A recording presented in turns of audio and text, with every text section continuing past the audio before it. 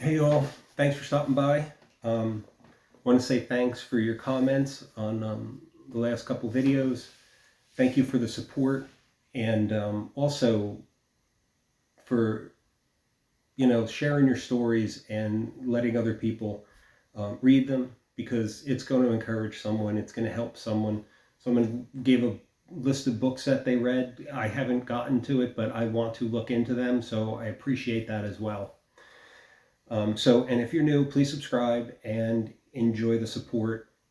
When you're in these type of situations, relationships, or you're working through them, boy, you need all the support you can get. And I want this to be a safe place where people can feel that without judgment or being devalued or gaslighted for doing that. Because I know that you want to share, and people will just bring you down. So thank you, and help us all out.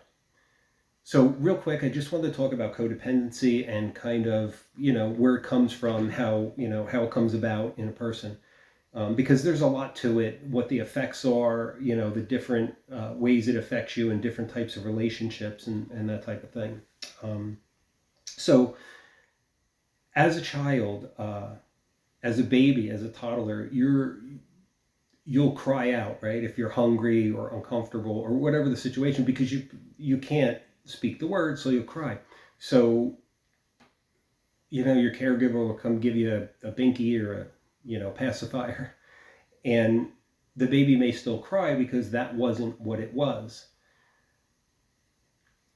Really raw example, but if your caregiver comes over and throws you a sucker and walks away and you're still crying, and they don't take the time to reassure you and try to figure out what you really need, you as a baby, you're not going to be satisfied. You're still going to cry, and that's kind of it. So what does that do? I mean, whether that's support for your football game that you're going to, right? How many movies? I used to love movies. So how many movies have you seen where the kid's out playing and he just makes that goal, right? And he looks up and parents aren't there or dad's not there, because whatever reason. Um, Boy, it's just deflating, isn't it? It's it's a terrible thing to have that feeling of you're just not worth me being there for. So that's one way, right? You just not feeling supported, you don't feel loved, right? Another thing with codependency is a lot of it, I think, is kind of addiction centric, like where there's,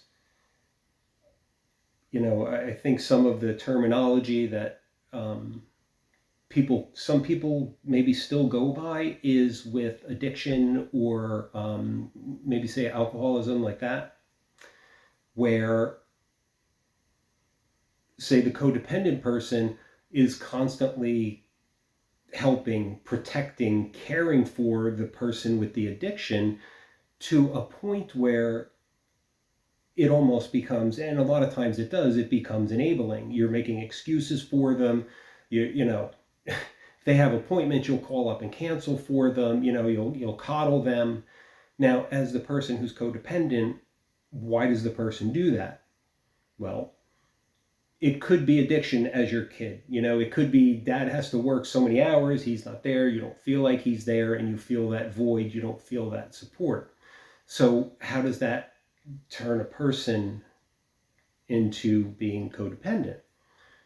Well, you become hypersensitive to the needs of the people around you, and you're hypersensitive to the wrong people ultimately, because the reason why you're hypersensitive to them is because you're trying to get that approval, you want to be, and then all of a sudden you find yourself that you're not complete unless that other person is doing well, because you need their approval to be complete, which is why I hated that line from the movie, which I don't think I ever saw the movie, but you complete me.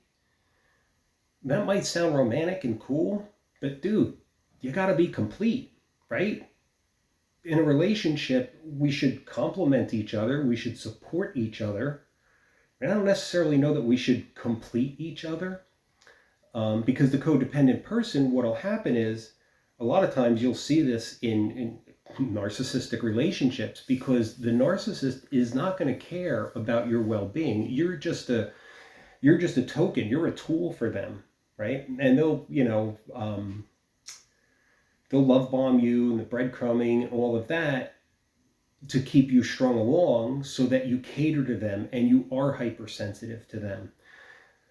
So I think in a nutshell, kind of, and I fell under this. The way that I had grown up, I mean, I thought, and we did, I mean, our parents loved us in that we always had we certainly weren't wealthy, but we always had a nice home. It was always clean. My mother was always home cooking. Our friends were always there. But what happens when you need something from your caregiver and it's inconvenient for them? Well, as a child, that's crushing.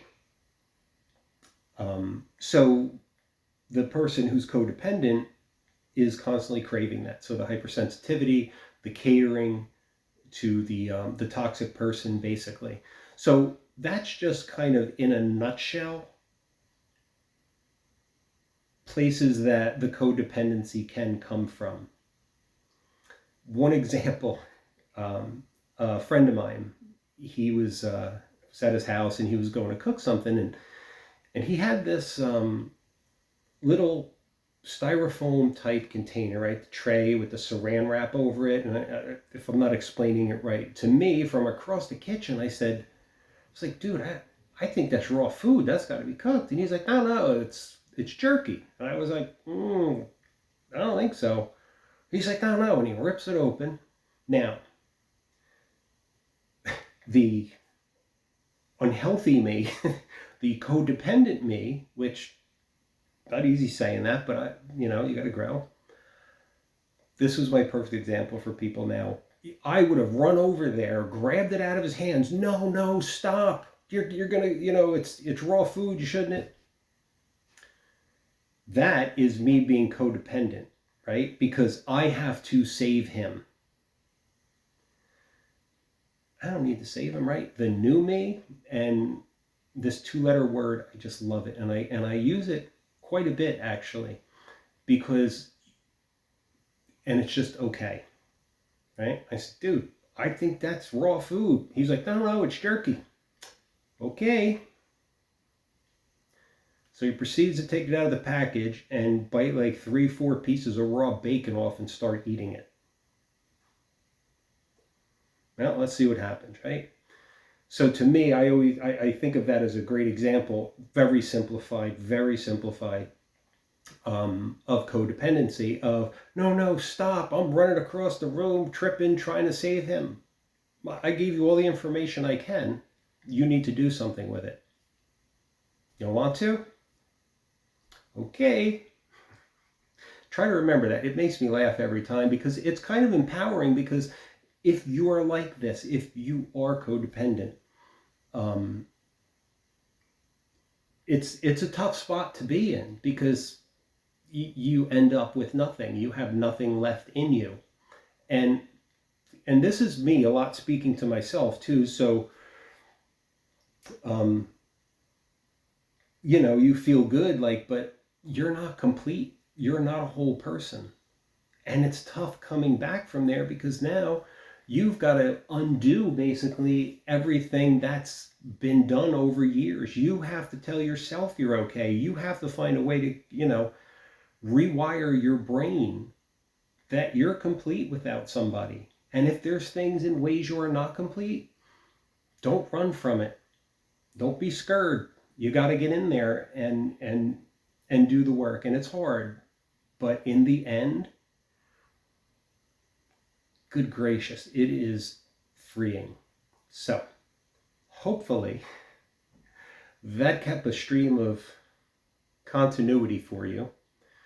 And it's kind of just some ideas of, not ideas, but places where codependency can come from. I will get into more the effects of it, more specific of how to get out of it and stuff like that. So thanks for stopping by. Please let me know what you think, and have a great day.